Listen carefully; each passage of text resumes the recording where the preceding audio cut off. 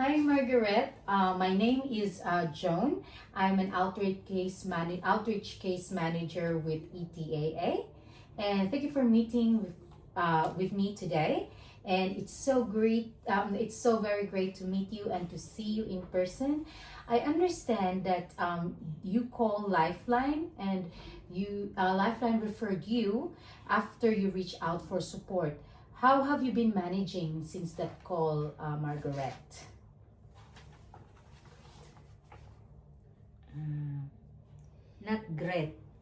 Honesty, I've been really stressed since I found out about work closing. Oh, I see. That sounds really hard, especially after being there for so long. How long have you been working there? 5 years. So you have a lot of change in a short time, yeah? Yeah. All right. So, I understand, Margaret, and how it is making you feel stressed, like, having no work for a long time, and know that all your emotions are valid and we can get through this, okay? Yeah. So you mentioned as well to Lifeline that you've been having trouble sleeping. Is this still happening? Yes. My mind does not stop at night. Oh, really? That's understandable because when we're stressed, we always like overthink things, and then sleep is often one of the most first thing that's become affected. So, can you tell me how have you been coping with this one so far? I've been trying to stay busy, but I worry I'll start drinking again. I really appreciate your honesty, and it's really great that you're aware of the risk.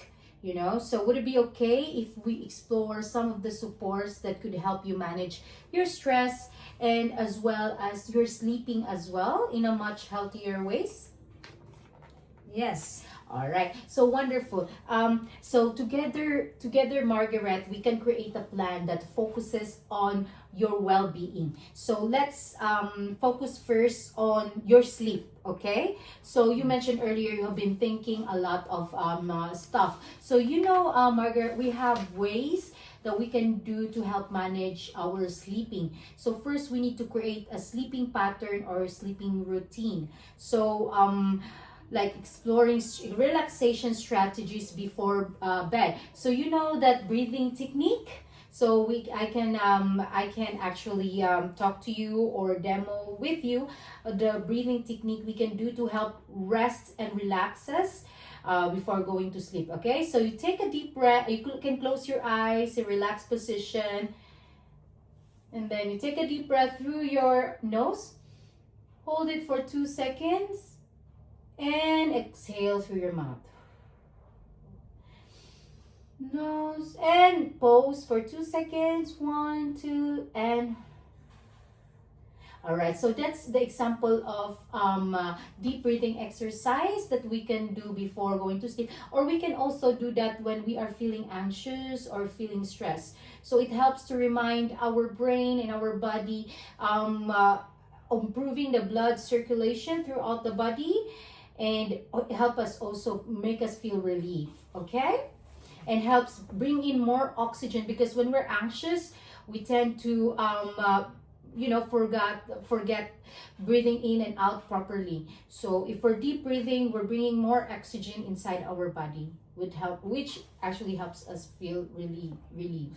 And also that counting, when we count 1 to 10 or backwards. So when you try to sleep, you can count 1 to 10, like 1, 2, 3, up to 10. Okay, and if it doesn't help, we have also one strategy that some people find it good, is having like essential oil, like chamomile oil, to be put on your pillow. So chamomile oil, we can purchase this in the chemist. So just put in like a little bit of oil into your pillow. Okay, so also what we do in the morning also affects on our sleeping. So make sure in the morning you be like, you be busy, like you walk. Do you have a dog? Yeah.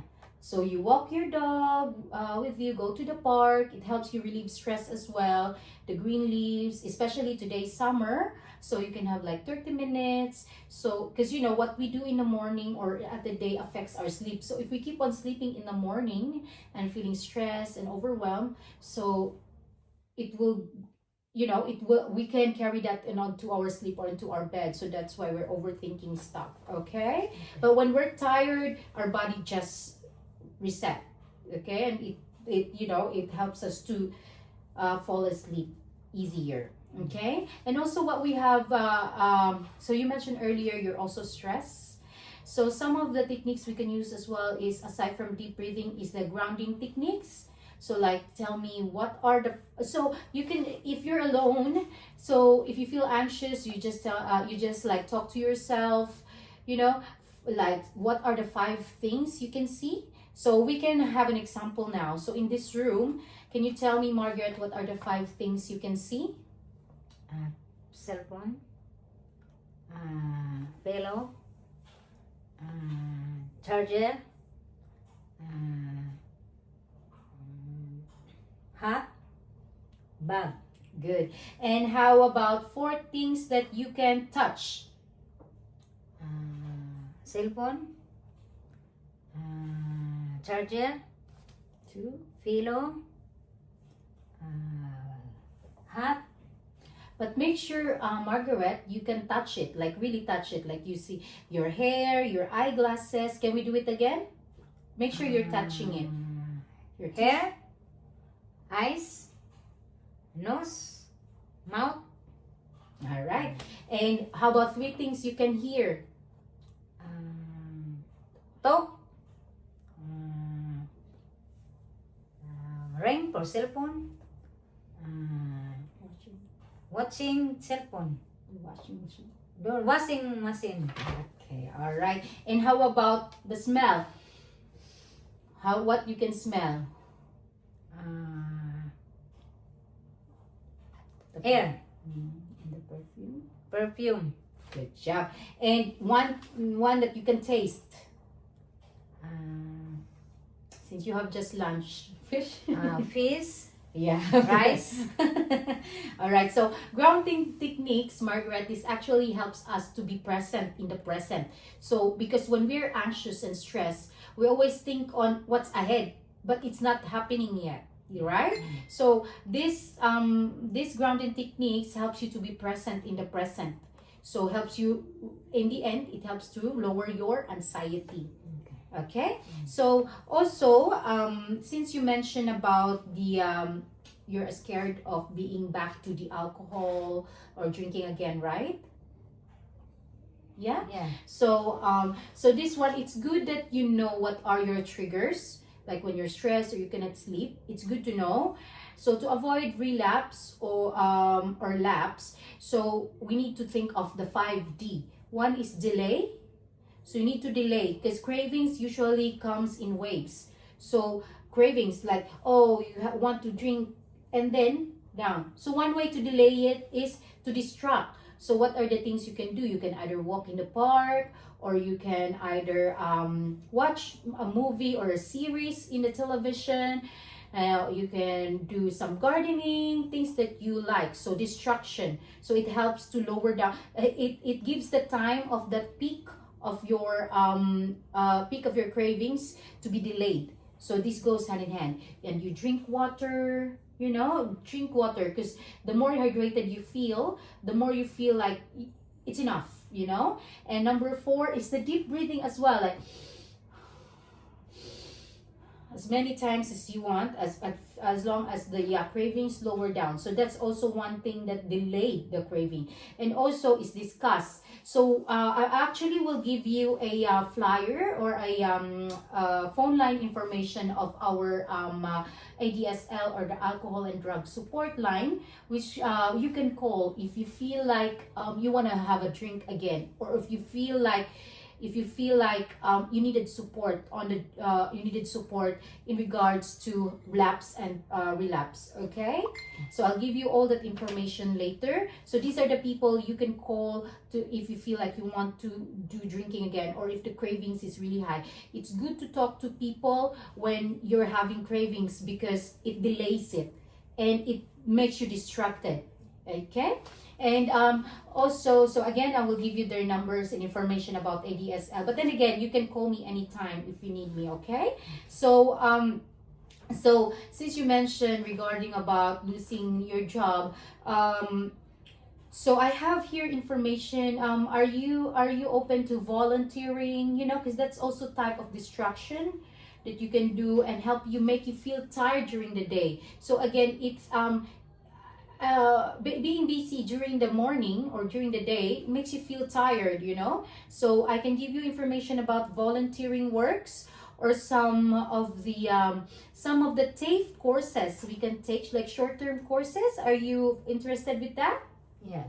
Good job. So I will give you that information later regarding the things that is in your preference. You know, the short-term courses or volunteering. Again, this will help you with delaying the cravings, and also will help you, so it actually give you solutions to a lot of problems that you're experiencing right now, like your sleep and your cravings, you know, and your stress level as well. So yeah, it's really good, and it helps you being social with other people, so you're not being by yourself in the house. Okay, and not feeling isolated. So also how does it all sounds to you, Margaret?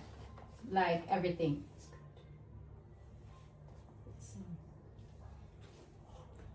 Oh, Oh, it sounds quite a lot, but I am happy to know that you are helping me get through this.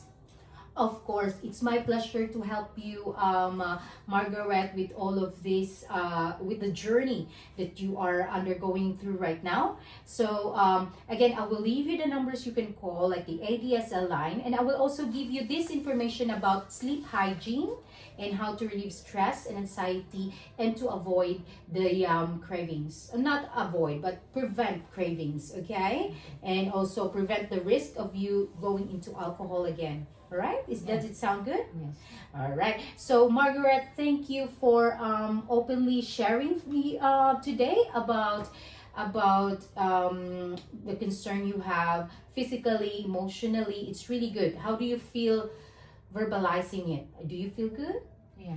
That's good. All right. So, you have identified some really positive steps, like getting back into the routine and looking at the support. So, that's a great start. And I will send you again you the contact details for the ADSL line. And also, we can check in again next week. So I will be. Is it okay to be checking you in next week, the same time and the same place next week, and we see how we go. Yes. Okay. Remember, you are not alone with this. All right. Yeah. Okay. Thank you. Yeah.